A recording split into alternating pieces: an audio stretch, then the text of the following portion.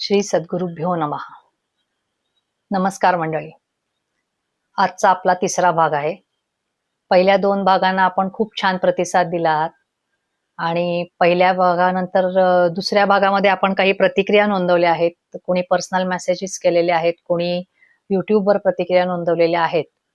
तर आपण थोडंसं त्याच्याबद्दल बोलू आधी. काही शंका निरसन असेल तर करून घेऊ आणि मग आपल्या आजच्या भागाला सुरुवात करूया. तर पहिला प्रश्न असा होता की जर आपण सकाळच्या वेळी लवकर घराबाहेर काही नोकरी वगैरेसाठी बाहेर पडत असू आणि आपल्याला जर स्वयंपाक स्वतः करणं काही कारणांनी शक्य नसेल तर काय करावं, असा एक प्रश्न होता. तर त्याच्यासाठी उत्तर असं आहे की जर स्वयंपाकाला बाई येणारच असेल तर आपल्याला 2 ऑप्शन्स आहेत. आपण एकतर घरात दुसरे कोणी व्यक्ती राहणार असेल त्यावेळी हजर, तर त्यांना स्वयंपाकाच्या वेळेला तिथे विष्णू सहस्त्रनाम किंवा रामरक्षा अशा उच्च स्पंदनं ज्याची आहेत, अतिशय हाय एनर्जी लेवल असणारी जी स्तोत्र आहेत ती तुम्ही तेव्हा सुरू ठेवू शकता. त्यामुळे थोडीफार नकारात्मकता आटोक्यात आणता येते. आणि जर अगदी कोणी नसेल आणि ते येऊन स्वयंपाक करून जातात अशी स्थिती असेल तर आपण रात्रीच पाणी एखादं घागरभर किंवा जेवढं काही स्वयंपाकाला लागतं तेवढं पाणी जर आपण आपल्या आराध्याच्या मंत्रानं किंवा चांगली स्पंदनं असणाऱ्या मंत्राने अभिमंत्रित करून ठेवलं तरी ते पाणी त्यांना वापरायला सांगितलं तरी हा प्रकार आपल्याला छानपैकी ती निगेटिव्ह किंवा काही जी ऊर्जेची कमतरता असेल ती भरून काढता येते. हा पहिला भाग आहे. त्याच्यानंतर काही जणांनी फळांबद्दल विचारले की कसं काय खावं किंवा हे, तर त्याचं सोपं उत्तर असं आहे की फळं हा आपल्या आहाराचा भाग असावीत. त्याच्यातनं आपल्याला अगदी इन्स्टंट एनर्जी जी म्हणता तुम्ही ती त्याच्यात नॅचरल शुगर असल्यामुळे आपल्याला मिळत असते. तर या नैसर्गिक साखरेचा आपण पुरेपूर उपयोग करून घ्यायचा. पण त्यात आयुर्वेदानं दिलेली महत्वाची माहिती अशी आहे की आपण ज्या प्रांतात राहतो, जशा प्रदेशात राहतो, त्या भागात त्या भूमीत उगवणारी जी फळं असतात ती आपल्याला नैसर्गिक ज्या उणिवा असतात त्या भरून काढण्याची क्षमता असणारी असतात. म्हणजे जे काही विटॅमिन मिनरल्स त्याच्यातनं मिळत असतात तुम्हाला, मायक्रोन्यूट्रियंट्स, ते युजली त्या फळांमधनं आपली पूर्तता होत असते आपण जिथे राहतो त्या भागातल्या मातीतनं. तर त्यामुळे आपल्या भागामध्ये जी देशी फळं येतात की जसं आपण बोर म्हणतो, पेरू आहे, जांभळं, करवंद, ही जी आपली देशी फळं आहेत किंवा सीझन मध्ये येणारा आंबा, कलिंगड, खरबुजा, हे सगळी तुमची जी फळं आहेत ही तुम्ही सीझन प्रकारे जी जी येतात ती, आता बारमाही फळं मिळतात ती ऍक्च्युली बरोबर नाही आहेत. ज्या सीझनला जे फळ तेच खाल्लं पाहिजे अशी तुम्ही खाऊ शकता. कारण निसर्ग जो आहे तो आपल्याला त्या त्या ऋतूला आवश्यक फळं निर्माण करत असतो. जसं की उन्हाळ्यामध्ये आपल्या शरीरात पाण्याचा अंश कमी होतो तेव्हा जी फळं जास्त करून येतात, द्राक्ष असू दे, कलिंगड असू दे, ही सगळी पाण्याचा अंश जास्त असणारी फळं असतात. तर अशा पद्धतीनंच सगळ्या ऋतूंमध्ये ही मॅनेजमेंट नैसर्गिकरित्या असते. पण याचा अर्थ ही जी काही आता ड्रॅगन फ्रूट किंवा ॲव्होकाडो ही जी फळं आहेत ही काही टाकाऊ नाही आहेत, ही सुद्धा चांगलीच फळं आहेत. फक्त आपण त्याचा आपल्या शरीरासाठी साम्य असण्यासाठी आपल्याला थोडासा फरक पडेल. त्यामुळे आपला भर असावा आपल्या देशी फळांवर, आपल्या भागात येणाऱ्या झाडांमधली फळं जी आहेत, झाडांवरची फळं आहेत त्यावर. हे दुसरी शंका. तिसरं एकाने विचारलं होतं मला पर्सनल मेसेज घालून की कांदा लसणाचा जर घरात स्वयंपाक बनत असेल तर तो आपण देवाला नैवेद्य कसा दाखवायचा. तर अगदीच योग्य आहे. आपण रोज काही म्हणजे अगदी सात्विक आहार असा हल्ली घेतला जात नाही, कांदा लसूण सर्रास वापरला जातो. तर आपण असं करू शकता की ज्या दिवशी कांदा लसणाचा स्वयंपाक असेल त्या दिवशी काय जे भाजी बिजी बनवली असेल तेवढी सोडून बाकीचं अन्न जसं दही भात, तूप भात, दूध साखर, वरण भात असं काही आपण देवाला ठेवू शकतो. मुख्य मुद्दा ह्याच्यामध्ये असा आहे की जे अन्न आपण ग्रहण करतोय त्याच्यामधली तिथली जी सकारात्मक ऊर्जा आहे ती स्पंदन रूपानं आपल्या शरीरात जावी. मग ती एखादा आयटम कमी करून बाकीचे घेऊन होत असेल तरी काही हरकत नाही. चौथा एकाने आंतरिक शुद्धीबद्दल विचारलं होतं, तर तो अतिशयच महत्वाचा मुद्दा आहे. तर त्यावर आपण एक वेगळा एपिसोड करू. हा असा शंका निरसनामध्ये घेण्याचा भाग नाहीये, कारण हा खूप महत्वाचा मुद्दा आहे. तर माझ्या मते मी मागच्या ह्याच्यातल्या ज्या काही प्रतिक्रिया होत्या त्यांना आता उत्तरं दिलेली आहेत. तर आता आपण आजच्या भागाकडे जायचं आहे की मनाचं पोषण करण्यासाठी अन्न म्हणून आपण मागचा भाग पाहिला. आता मनाचं पोषण आपल्याला सकारात्मक विचारांनी होतं असं आपल्याला वाटत असतं की चांगली वाचा पुस्तकं. म्हणजे असं एक विचारलं जातं की तुमचं शरीर 70% काम करतं फिजिकल वर्कमध्ये आणि 30% तुमचा मेंदू जर काम करत असेल, म्हणजे पर्सेंटेज वर्क वाईज नाहीये, साईज वाईज आहे की 70% मोठी बॉडी आहे जी काम करतेय आणि 30% एवढासाच असणारा मेंदू काम करतोय. आणि तरी सुद्धा आपण ह्या कामासाठीच जास्त लक्ष देतो आणि मुख्य या शरीराला 70% काम जो करवून घेतोय त्या मेंदूला आपण काही खाद्य देत नाही. असं एक असतं की विचार चांगले करा, पॉझिटिव्हिटीसाठी अफर्मेशन्स घ्या, मॅनिफेस्टेशन, व्हिज्युअलायझेशन, असे खूप वेगळ्या वेगळ्या पद्धतीनं आपल्याला गाईड केलं जातं. पण ह्याच्यामध्ये काय असतं की हे सगळं जरी झालं तरी खाण्यातनं सुद्धा मन बनतं, हे कळण्यासाठी तो मी मागचा भाग आपल्याला सांगितला होता की मनाचं पोषण जे आहे हे फक्त विचारांनी चांगल्या होत नाही, तर त्याच्या बरोबरीनं सात्विक आहार लागतो, ज्याच्यामध्ये सत्वगुण जास्त आहे असा आहार. हा खाण्याच्या पद्धती आहेत, हे आहे, त्याच्यावर आपण वेगळी सिरीज करू शकू, इतकं डिटेल आयुर्वेदानं दिलेलं आहे. आपल्याला आता त्यात जायचं नाहीये. आता आपण मनाकडे येऊया. मनाचं जे आहे त्याच्यामध्ये अंतर्मन आणि बाह्यमन अशी 2 मनं आपल्याला सगळ्यांना माहिती आहेत. तर आता जे बहिर्मन आहे, ज्याला तुम्ही कॉन्शियस आणि सबकॉन्शियस माइंड म्हणता, तर हे जे बहिर्मन आहे ह्याला ना सगळं अॅनालाइज करायची शक्ती आहे. का, कुठे, कसं, काय, केव्हा, हे सगळे जे आपल्याला प्रश्न पडतात हे आपलं अंतर्मन नाही, हे आपलं बाह्यमन निर्माण करत असतं. त्यामुळे आपली जी चिकित्सक वृत्ती असते हा गुण बाह्यमनाचा आहे. अंतर्मन अतिशय शांत आणि तरल असतं. तर ह्या बाह्यमनाचा जोर जास्त असतो, कारण तो अतिशय सुपरफिशियली विचार करणारं हे मन आहे. ह्याच्यामध्ये आपल्याला जी लागणाऱ्या सोशलायझिंग किंवा एक समाज निर्माण होण्यासाठी बाह्यमनाचा जास्त उपयोग होतो. कारण माझं कुणाशी जमतं, मी कसा, तो कसा, हा, हे रिलेशनशिप्स आणि हे सगळं असं सुपरफिशियल लेवलवर जेव्हा बघितलं जातं तेव्हा बाह्यमन आहे. मग तुमचं ऑफिसमध्ये परफॉर्मन्स असेल, हे असेल. मग अंतर्मनाचा रोल काय? तर अंतर्मन हे पाया आहे. अंतर्मनामध्ये पूर्ण शक्ती आहे की एखादी गोष्ट, तुम्ही युनिव्हर्सचा एक भाग आहात, तुम्ही ब्रह्मांडाचा एक भाग आहात, अगदी छोटंसं पार्टिकल जसं असतं तसा एक छोटासा भाग असाल, पण तरी सुद्धा आपली काळजी हे ब्रह्मांड घेत असतं. आपण कुठल्या ना कुठल्या मार्गानं ब्रह्मांडाशी जोडलेले गेलेलो असतो. तर ही जोड जी आहे ती म्हणजे अंतर्मन. म्हणून काय म्हणतात की तुमच्या अंतर्मनात एखादा विचार गेला की तो खरा झाल्याशिवाय राहत नाही. का राहत नाही? कारण तुम्हाला आज जे काही मिळतंय, मग ते स्पिरिच्युअल असू दे, मटेरियलिस्टिक असू दे, नॉलेज, ज्ञानातलं काहीतरी असू दे, काही असू दे, पण हे सगळं तुम्हाला मिळतंय ब्रह्मांडातनं.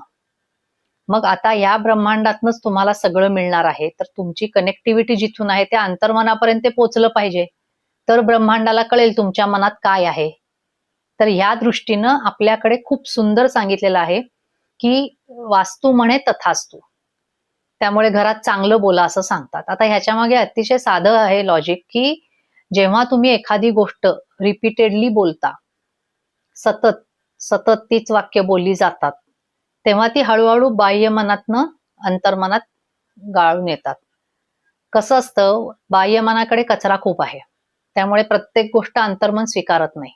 ते खूप चुजी आहे आजच्या भाषेत बघायला गेलं तर. त्याच्याकडे असं सगळं सटर जमा करणार नाही. जे सतत सतत सतत बोललं जातं ते खाली पाठवलं जातं अंतर्मनाकडे. आपण एखादं मूल खूप उच्छाद म्हणतं घरात, इकडे हात लाव, तिकडे हात लाव, हे पाड, ते पाड. मग आपण काय म्हणतो, हा फार टवाळखोर आहे, किती दंगा करतो, किती दंगा करतो. आई म्हणते दंगा करतो, आजी म्हणते दंगा करतो, भावंड म्हणतात तर किती दंगा करतो. मग काय झालं, त्या मुलाच्या बाह्य मनावर सतत दंगा करतोच, दंगा करतोच, दंगा करतोच म्हणलं की तो थॉट फिल्टरहून तो विचार जातो खाली. आणि हे सगळं अगदी नकळत स्विफ्टली होत असतं. तुम्हाला जराही अंदाज नसतो की हे काम आज सुरू आहे. मग तो विचार खाली गेला की अंतर्मन सूचना देतं की दंगा करायचा आहे. कारण काय मेसेज मिळालाय, दंगा करतो. हा योग्य आहे का अयोग्य आहे, ही चिकित्सा करायचं, अॅनालाइज करायचं ताकद अंतर्मनात नाही. अंतर्मन फक्त जे काही त्याच्यापर्यंत पोहोचेल ते खरं करणं एवढंच काम आहे त्याचं. त्यामुळे आपण जे सतत बोलतो ते खूप विचार करून बोललं पाहिजे. ह्याचा उपयोग कुठे होतो आयुर्वेदामध्ये हे मी तुम्हाला आता सांगते.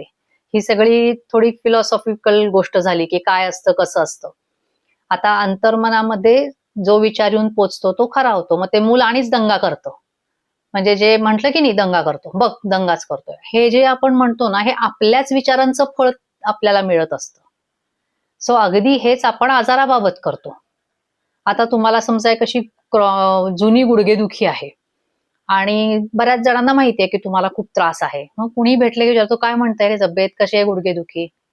आता वास्तविक काय आहे, आपल्याला हे सगळं मागचं मनाचं शास्त्र माहित नसतं. त्यामुळे आपण काय म्हणतो, एक्स माणसासमोर सांगतो, काही नाही हो, इतकी औषधं केली बरं वाटत नाही. वाय भेटतो, वायला परत तीच स्टोरी वेगळ्या रूपानं. पण मेसेज काय जातोय सतत, काही बरं वाटत नाही, काही उपयोग होत नाही, एवढ्या ट्रीटमेंट केल्या काही फरक पडत नाही. आणि हे मी एक दाखवते सहज गुडघेदुखी म्हणून. मग हे शुगर बाबतीत असतं, शुगर कंट्रोल येत नाही म्हणून सांगतो आपण. कुठलं तरी जुनाट पोटाचे विकार असतात, डोकेदुखी असते जुनी, सर्दी पडसं असतं क्रॉनिक जे जात नाही असं. मग आपल्याला जरा कोणी काही त्याच्याबद्दल आपल्याला सहानुभूती दाखवली, चौकशी केली की आपण निगेटिव्ह बोलायला सुरू करतो. मग सतत तुम्ही एका व्यक्तीशी ते बोलता ठीक आहे, पण तुम्ही 10 व्यक्तींशी तेच बोलता, सो ऑटोमॅटिकली तो विचार जातो खाली. आणि मग तुमचा आजार 10 डॉक्टर दाखवून, 50 थेरपीज घेऊन, मग तुम्ही बरेच अदर दॅन मेडिकल तुम्ही बरेच जाता, हिलिंगला जाता, ह्याला जाता, पण उपयोग होत नाही. कारण काय आहे, तुम्ही मनाचा वापर चुकीच्या पद्धतीनं करताय.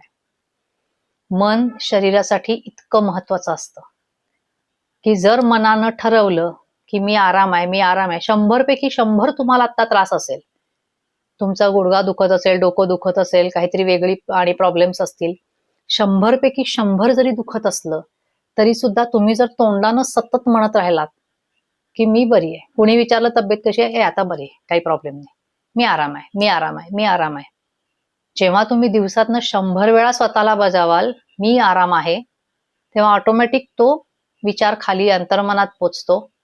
अंतर्मन त्याच्यासाठी तजवीज करतं ब्रह्मांडाच्या माध्यमातून. जादूनही तुम्ही बरे होणार.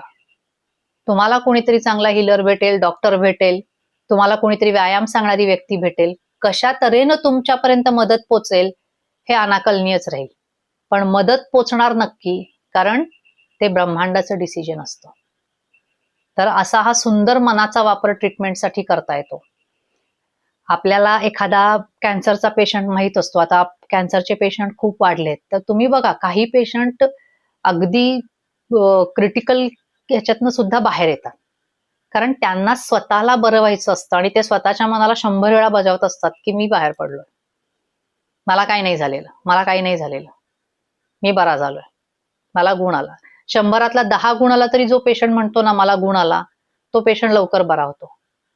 आणि 50% वर फरक पडून सुद्धा जे म्हणत नाही एवढं काय आराम नाही अजूनही, काय थोडं कमी आहे, हे पेशंट बरा व्हायला खूप वेळ घेतात किंवा किंबहुना बऱ्याचदा बरेही होत नाहीत.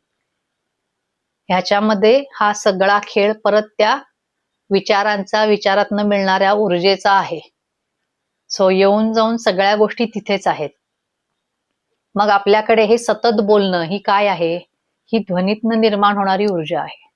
जेव्हा तुम्ही सकारात्मक बोलता तेव्हा त्या बोलण्यातून सकारात्मक स्पंदनं येतात आणि मग ऊर्जा ही नष्ट होत नाही, ती आपलं स्वरूप बदलते. त्यामुळे त्या विचारांचा तुमच्या पेशींवर वेगळ्या पद्धतीनं परिणाम होऊन त्याचे रिझल्ट येऊ शकतात. तर असं जर अंतर्मन आणि बाह्यमन दोन्ही तुम्हाला जपावं लागतं, कारण समाजात वावरताना बाह्यमनाशिवाय गती नाही. आणि आतला प्रवास जो आहे, तुमचं ध्यान, मेडिटेशन किंवा एखादं तुम्हाला गोष्ट आपल्या आयुष्यात घडावी अशी वाटत असेल, तर त्यासाठी असणारी आंतरिक इच्छा, दुर्दम्य इच्छाशक्ती, हे जे काही सगळं आहे, हे सगळे अंतर्मनाचे गुण आहेत. तर त्यामुळे ह्या दोघांनाही व्यवस्थित सांभाळून घेऊन जायचं असेल, तर त्यासाठी एक अतिशय चांगली ऊर्जा आपल्याला सतत मिळत राहिली पाहिजे. आणि ही ऊर्जा कशातनं मिळते, तर रोजचं मंत्र म्हणणं. कारण रोज काय तुम्ही सकारात्मक लोकांबरोबर जाणार नाही, रोज तुम्हाला छानच वाटणार, आपण छानच बोलतोय, सगळ्यांशी गोडच बोलतोय, असं होत नाही आणि हे शक्यच नाहीये. कारण आजचं आयुष्य इतकं तणावाचं आहे की आपल्याला नाही असं प्रत्येकाशी गोड गोड बोलता येत.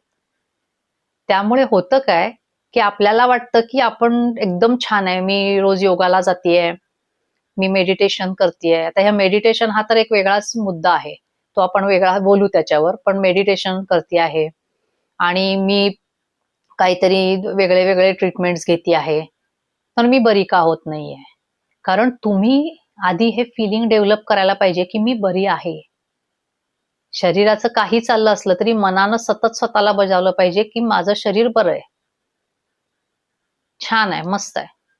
हे अवघड असतं बरं का, हे सांगणं खूप सोपं आहे, पण हे आपल्या स्वतःमध्ये रुजवण्यासाठी खूप प्रयत्न करावे लागतात आणि हे प्रयत्न सहजी जमावेत म्हणून आपल्याकडे मंत्र पठणाची व्यवस्था केलेली आहे. जी काय आपल्याला रोज स्तोत्र म्हणायला सांगितली जातात, मंत्र म्हणायला सांगितले जातात, ती काय असतात? ती असतात ध्वनीची कंपनं, त्यातनं मिळणारी स्पंदनं, ऊर्जा. मग जे लोक रोज अशी ऊर्जा घेत राहतात त्यांची मनं ऑटोमॅटिकली स्ट्रॉंग होतात आणि मग आजार जेव्हा येतात किंवा काही दुःखाचे प्रसंग येतात ज्याचा तुमच्या मनावर शरीरावर परिणाम व्हायची शक्यता असते, तेव्हा तुमचं मन अतिशय कणखर राहतं.